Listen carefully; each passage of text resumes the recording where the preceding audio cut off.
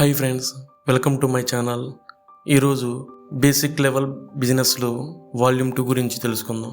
బిజినెస్లో ఎమోషన్స్ని ఎలా కంట్రోల్ చేయాలి అనే అంశాలు పూర్తి వివరాలను ఈరోజు మీతో చర్చిస్తాం. బిజినెస్లో వచ్చే ఎమోషన్స్ నాశనానికి కారణమవుతాయి, అలాగే విజయానికి పునాది అవుతాయి.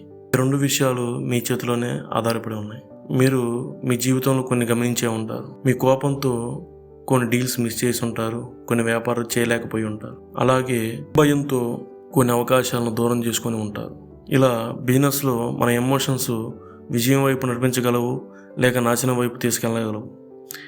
ఈరోజు మనం తెలుసుకుందాం ఎమోషన్స్ని ఎలా గుర్తించాలి, ఎమోషన్స్ని ఎలా ఎదుర్కోవాలి, అలాగే ఎమోషన్స్ని విజయం వైపు ఎలా మలుచుకోవాలి. ముందుగా ఎమోషన్స్ గురించి తెలుసుకుందాం. మన జీవితంలో మనం నడిపించేవి 2 శక్తులు ఉన్నాయి. అవి ఏంటో తెలుసు కదా. 1 లాజికల్ బ్రెయిన్, 2 ఎమోషనల్ బ్రెయిన్. దాన్నే లాజికల్ థింకింగ్, ఎమోషనల్ థింకింగ్. కానీ వ్యాపార ప్రపంచంలో కేవలం ఎమోషనల్గా ఆధారపడి నిర్ణయాలు తీసుకుంటే చాలాసార్లు మనం తప్పు చేస్తాం. కాబట్టి సాధారణంగా బిజినెస్లో ఎదురయ్యే కొన్ని ఎమోషన్స్ గురించి ఈరోజు తెలుసుకుందాం. అందులో మొదటి ఎమోషన్ కోపం, 2 భయం, 3 ఈగో, 4 ఆశ, 5 నిరాశ. ఈ కోపం అనే ఎమోషను మన క్లయింట్స్ యొక్క పనితీరు, వాళ్ళ యొక్క బిహేవియర్ ఆధారంగా మనలో వస్తుంది. భయం అనేది మనం చేసే ఇన్వెస్ట్మెంట్ లాస్ అవుతుందా లేదా ప్రాఫిట్గా మనం బిజినెస్లో ఉంటామా అనేది ఏర్పడ్డప్పుడు ఈ భయం అనే ఎమోషను మనలో క్రియేట్ అవుతుంది. 3 ఈగో.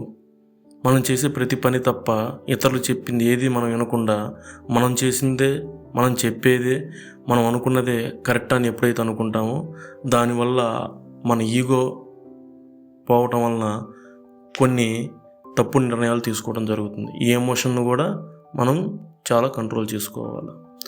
తర్వాత 4వది ఆశ. త్వరగా లాభపడాలి, షార్ట్ టర్మ్లోనే మనం అధిక లాభాలను ఎదురు చూడాలనుకుని తాపత్రయపడతాము. ఆ తాపత్రయపడ్డప్పుడు కొన్నిసార్లు వ్యాపారంలో నష్టపోవటం జరుగుతుంది. ఆ నష్టపోయిన సమయంలోనే 5వది ఏర్పడుతుంది, అదే నిరాశ. అలా ఫెయిల్ అయిన తర్వాత వచ్చే డిప్రెషను ప్రతి వ్యాపారస్తుడికి సహజమే.